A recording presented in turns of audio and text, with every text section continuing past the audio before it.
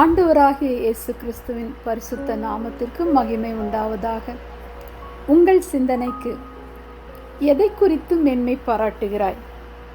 யார் இயேசுவுக்கு சீஷனாய் இருக்க முடியும் என்பதை தியானித்து கொண்டே ஒருவன் அப்படியே படுத்து தூங்கிவிட்டான். கொஞ்ச நேரத்துக்குள் அந்த மனுஷனுக்கு ஒரு தரிசனம் கிடைத்தது. அந்த தரிசனத்தில் அவன் ஒரு பெரிய அறைக்குள் சென்றான். அங்கு பலவிதமான பொருட்களால் செய்யப்பட்ட பெரியதும் சிறியதுமான சிலுவைகள் அடுக்கி வைக்கப்பட்டிருந்தது. அந்த அறைக்குள் போனவுடன் ஒரு தேவதூதன் அன்போடு அவனை வரவேற்று அவனுடைய முதுகிலே மரத்தினால் செய்யப்பட்ட ஒரு சிலுவையை ஏற்றி வைத்தான். அவனுடைய கண்கள் மெதுவாக அந்த அறைக்குள் இருந்த மற்ற சிலுவைகளை எல்லாம் நோக்கமிட்டது. அங்கே ரோஜா செடியினாலும் ரோஜா மலர்களினாலும் அலங்கரிக்கப்பட்ட சிலுவையை அவன் கண்டான். அவன் தேவதூதனை பார்த்து, ஐயா, எனக்கு இந்த மர சிலுவை வேண்டாம், ரோஜா மலர்களால் செய்யப்பட்ட அந்த மர சிலுவையை தாருங்கள் என்றான். சரி, எடுத்துக்கொள் என்று தேவதூதன் முதல் மர சிலுவையை இறக்கிவிட்டு ரோஜா மலர்களினால் அலங்கரிக்கப்பட்ட அந்த மர சிலுவையை தூக்கி வைத்தான். ஆனால் கொஞ்ச தூரம் சென்றவுடன் ரோஜா மலர்கள் எல்லாம் வாடி வதங்கி கொட்டி போனது. அழகெல்லாம் நீங்கி போனது. ரோஜாவின் முட்கள் மீதியாயிருந்தது. அது அவனுடைய முதுகெல்லாம் குத்தி கிழித்து புண்ணாக்கியது. துயரத்தோடு திரும்பி வந்தான்.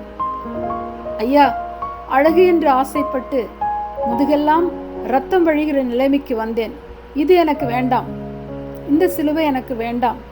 அந்த அறைக்குள்ளே தங்க நிறமான பெரிய சிலுவை இருக்கிறதே, அதை கொடுங்கள் என்று ஆசையோடு கேட்டான். அந்த விலை மதிப்புள்ள தங்க சிலுவையை சுமப்பதே பாக்கியம் என்று கேட்டான். தேவதூதன் சரி என்று சொல்லி தங்க சிலுவையை அவனுடைய தோள்களிலே தூக்கி வைத்தான்.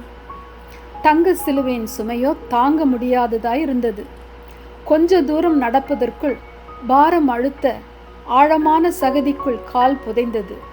தட்டு தடுமாறி எழுந்து முன்னேறி செல்ல முடியாமல் தான் புறப்பட்ட இடத்திற்கே திரும்பி வந்தான். தேவதூதனை பார்த்து, ஐயா, பொற்சிலுவை மிகவும் மதிப்புள்ளது. அதை சுமந்து போனால் மக்களிடத்தில் மதிப்பையும் பாராட்டுதலையும் பெறலாம் என்று நினைத்தேன். அந்த பாரம் என்றால் தாங்க முடியவில்லை. ஆகவே இது எனக்கு வேண்டாம்.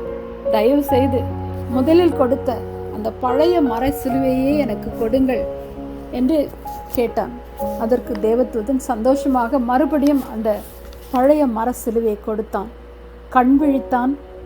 அந்த மனிதன் புரிந்து கொண்டான். அழகு வீண், அது வஞ்சனை உள்ளது. நீதிமொழிகளின் புஸ்தகம் பரிசுத்த வேதத்திலிருந்து 28ஆம் அதிகாரம் 20வது வசனம். உண்மை உள்ள மனுஷன் பரிபூரண ஆசீர்வாதங்களை பெறுவான். ஐஸ்வர்யவான் ஆகிறதற்கு தீவிரிக்கிறவனோ ஆக்கினைக்கு தப்பான். மனிதர் அழகை நாடுகிறார்கள், பொன் வெள்ளியை நாடுகிறார்கள்.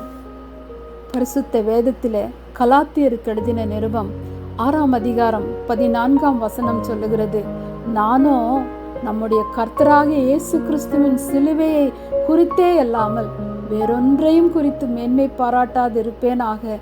அவரால் உலகம் எனக்கு சிலுவையில் அறையுண்டிருக்கிறது, நானும் உலகத்திற்கு சிலுவையில் அறையுண்டிருக்கிறேன். அல்லேலூயா, ஆமென்.